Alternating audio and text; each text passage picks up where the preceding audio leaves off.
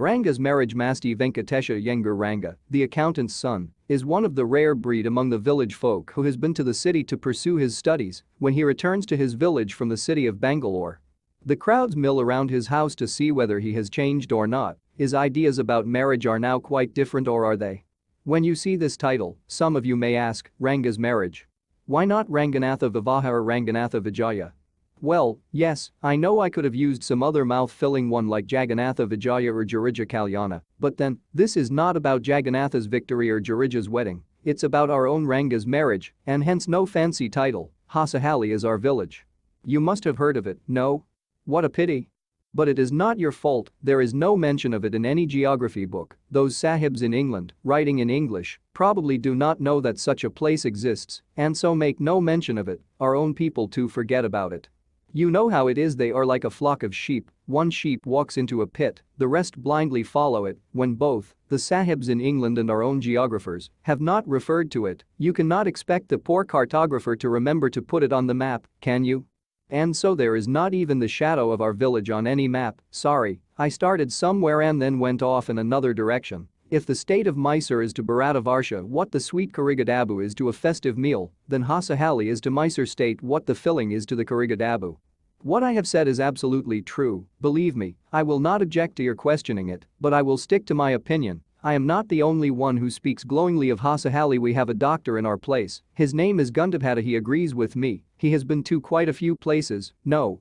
Not England. If anyone asks him whether he has been there, he says, no. Anaya, I have left that to you. Running around like a flea-pestered dog is not for me. I have seen a few places in my time, though as a matter of fact, he has seen many. We have some mango trees in our village.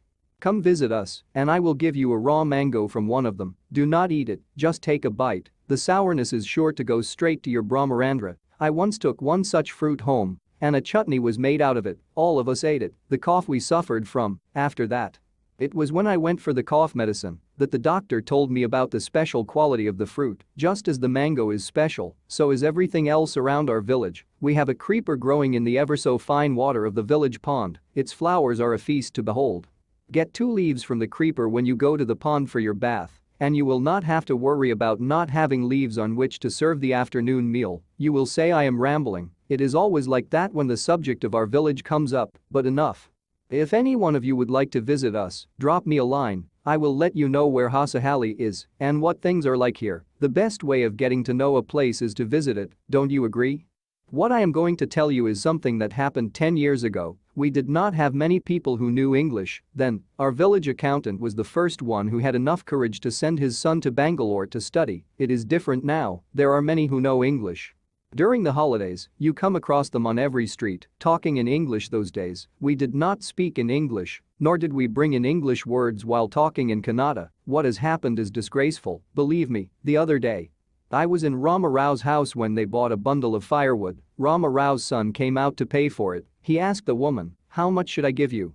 4 pice, she said. The boy told her he did not have any change and asked her to come the next morning. The poor woman did not understand the English word change and went away muttering to herself. I too did not know. Later, when I went to Ranga's house and asked him, I understood what it meant. This priceless commodity, the English language, was not so widespread in our village a decade ago. That was why Ranga's homecoming was a great event. People rushed to his doorstep announcing, the accountant's son has come. The boy who had gone to Bangalore for his studies is here, it seems, and come, Ranga is here, let's go and have a look. Attracted by the crowd, I too went and stood in the courtyard and asked, why have all these people come? There's no performing monkey here, eh boy, a fellow without any brains said, loud enough for everyone to hear, what are you doing here, then?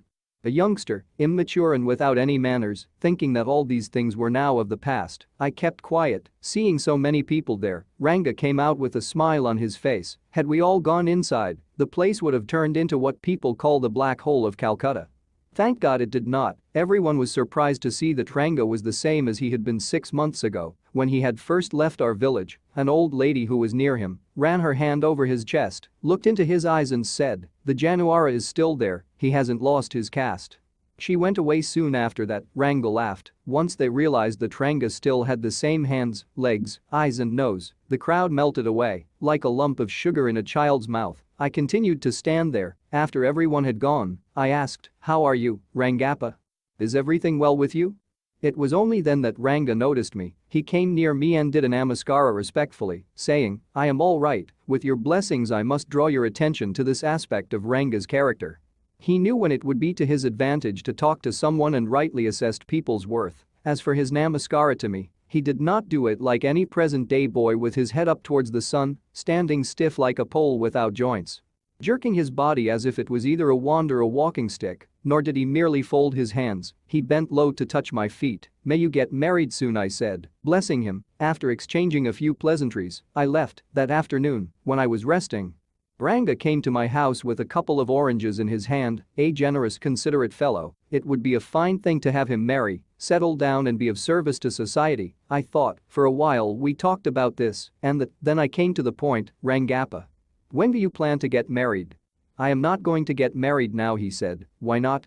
I need to find the right girl. I know an officer who got married only 6 months ago. He is about 30 and his wife is 25. I am told they will be able to talk lovingly to each other. Let's say I married a very young girl, she may take my words spoken in love as words spoken in anger. Recently, at Roop in Bangalore staged the play Shakuntala. There is no question of Dushyanta falling in love with Shakuntala if she were young, like the present-day brides, is there? What would have happened to Kalidasa's play? If one gets married, it should be to a girl who is mature, otherwise, one should remain a bachelor. That's why I am not marrying now. Is there any other reason? A man should marry a girl he admires. What we have now are arranged marriages. How can one admire a girl with milk stains on one side of her face and wetness on the other, or so young that she doesn't even know how to bite her fingers? One a neem fruit, the other a bittergourd exactly. Ranga said, laughing. I was distressed that the boy who I thought would make a good husband had decided to remain a bachelor. After chatting for a little longer, Ranga left. I made up my mind right then that I would get him married. Rama Rao's niece, a pretty girl of 11, had come to stay with him. She was from a big town, so she knew how to play the veena and the harmonium. She also had a sweet voice. Both her parents had died and her uncle had brought her home. Ranga was just the boy for her and she, the most suitable bride for him. Since I was a frequent visitor to Rama Rao's place, the girl was quite free with me. I completely forgot to mention her name. Ratna, it was. The very next morning I went to their house and told Rama Rao's wife, I'll send some buttermilk for you, ask Ratna to fetch it. Ratna came. It was a Friday, so she was wearing a grand saree. I told her to sit in my room and requested her to sing a song. I sent for Ranga.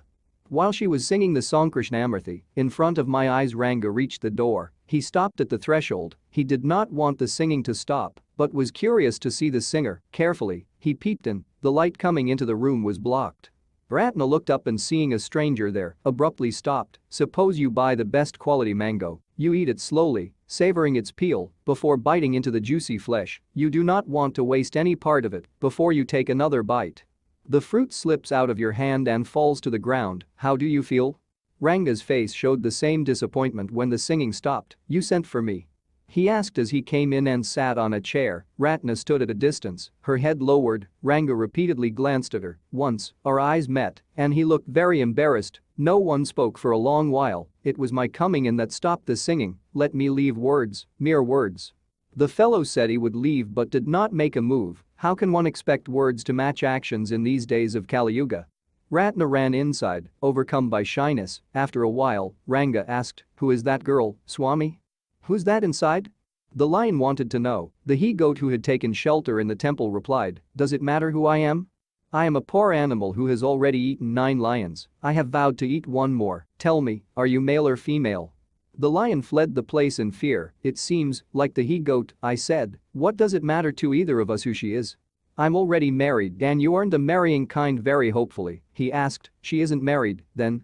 His voice did not betray his excitement, but I knew it was there. She was married a year ago. His face shriveled like a roasted brinjal. After a while, Ranga left, saying, I must go. I have work at home. I went to our Shastri the next morning and told him, keep everything ready to read the stars. I'll come later. I tutored him in all that I wanted him to say. I found no change in Ranga when I met him that afternoon. What's the matter?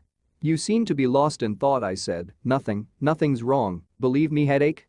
Come, let's go and see a doctor. I have no headache. I'm my usual self. I went through the same thing when the process of choosing a girl for me was going on, but I don't think that could be a reason for your present condition. Ranga stared at me. Come, let's go and see Shastri.